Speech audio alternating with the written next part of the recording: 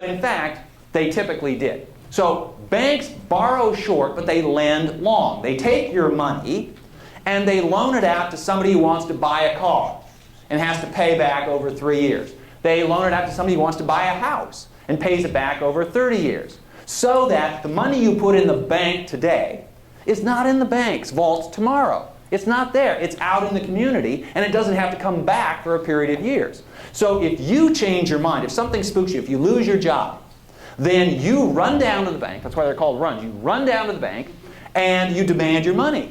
And if you're one of the first ones there, there's money there, and you get it back. But if you're not, the money isn't there, and you lose your money. And millions of Americans lost their life savings when the banks went bankrupt. Roosevelt, following the lead of governors in about 15 states, said, we're just closing down the banks, we're locking the doors, you can't even ask for your money out. That was the only way to save the banks. If the banks are closed by federal law, then there's no way to have a run on the bank. The problem isn't the banks anymore, the problem is the federal government. So Roosevelt then got Congress, the New Deal Congress, called Congress to an emergency session. And the first order of business was to pass an Emergency Banking Act, which was Roosevelt's equivalent of the creation of the TARP Fund, the government's efforts to stabilize the banking system. Now, and in fact, the act was passed, the government closed down the weakest banks, and this is, now Ben Bernanke is a student of the Great Depression. And he studied lots about Roosevelt's policy and the things that the Federal Reserve and the Treasury and the Roosevelt administration, Hoover administration, and the Roosevelt administration did wrong. And so he's determined not to repeat the mistakes of the Roosevelt administration, or in the Hoover administration. But this brings to mind a statement that was attributed to Henry Kissinger. When Henry Kissinger became Secretary of State, and he was Secretary of State for Richard Nixon and for Gerald Ford. And at a press conference, you'll forgive my imitation, but anyway, he said, "We will not repeat the mistakes of our predecessors. We will make our own mistakes." Well, in fact, that's what happens. You learn from history, and you learn how to avoid the mistakes of your predecessors. But you don't learn infallibly how to avoid mistakes.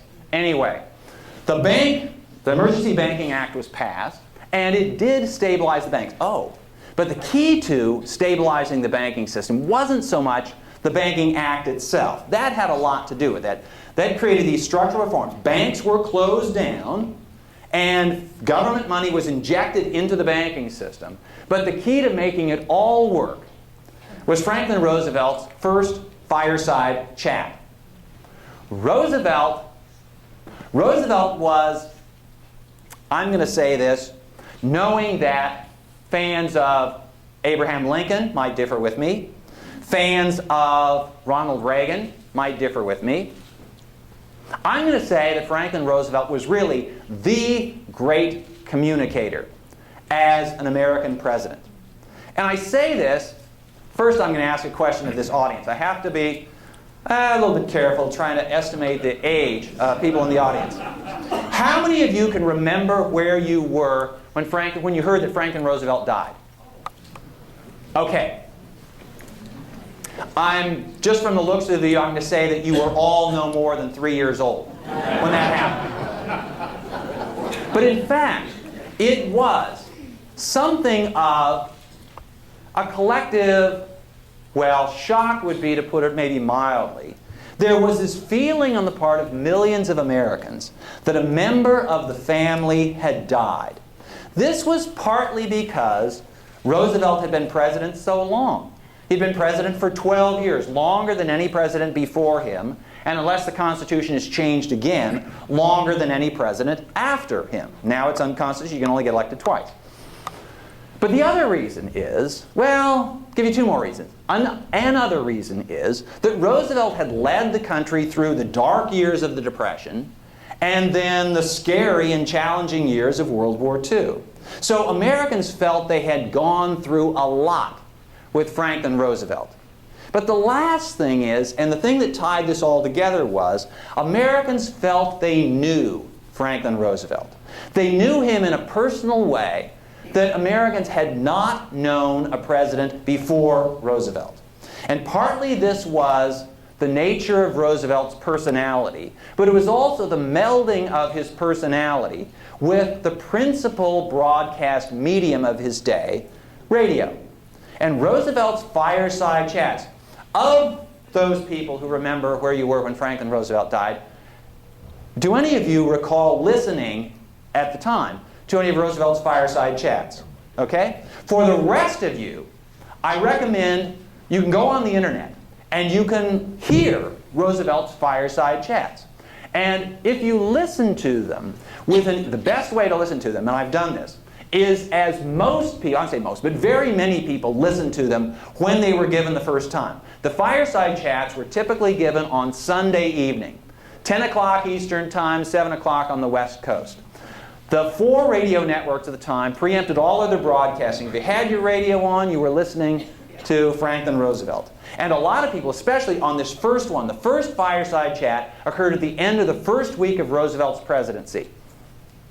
Congress had just passed this Emergency Banking Act. The banks were scheduled to reopen the next morning. They were going to open in a 3-day cycle. So the first banks were going to open on Monday morning, the next banks on Tuesday, the banks after that on Wednesday. Congress had passed this legislation that was supposed to stabilize the banking system. But Roosevelt understood that institutional fixes could only go so far. The whole issue was, the center of the issue was, the confidence of the people, of American people, of ordinary depositors in the banking system. Now, he knew that they had no confidence in the banking system, and with good reason, because the banking system had failed them again and again. So what Roosevelt did was to try to get the American people to have confidence in him, and then to take his word that the banking system was going to be okay. He went on the air. This was on the middle of March, 1933. It was a cold winter then, like I gather it's been a cold winter here in Michigan. And a lot of people, because this was in the middle of the Depression, when money was tight, a lot of people, to save on fuel, had already turned off the heat in their houses for the night. And they were huddled under their blankets in the dark, listening to the radio. And when I was a kid, I used to sneak a transistor radio to bed with me so I could listen to, I grew up in Oregon, and I was a fan of Oregon State. And I would listen to the Oregon State Beaver basketball games. And I remember with the transistor radio beside me, under the covers, because I wasn't supposed to be listening to this, and it was just, I got to know Bob Blackburn, who was the voice of the Beavers, like he really was a member of the family. And I was transported, and I could envision the whole thing. I could see the game playing out. Well, it was very much like this.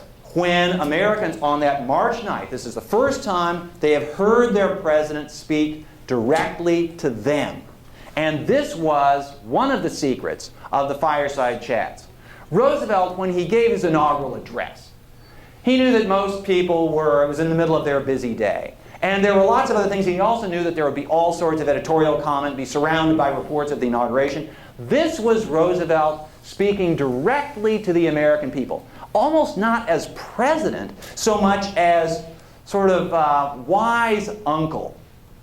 And people listened to his voice coming over the radio in the dark. And they just had this voice to go on.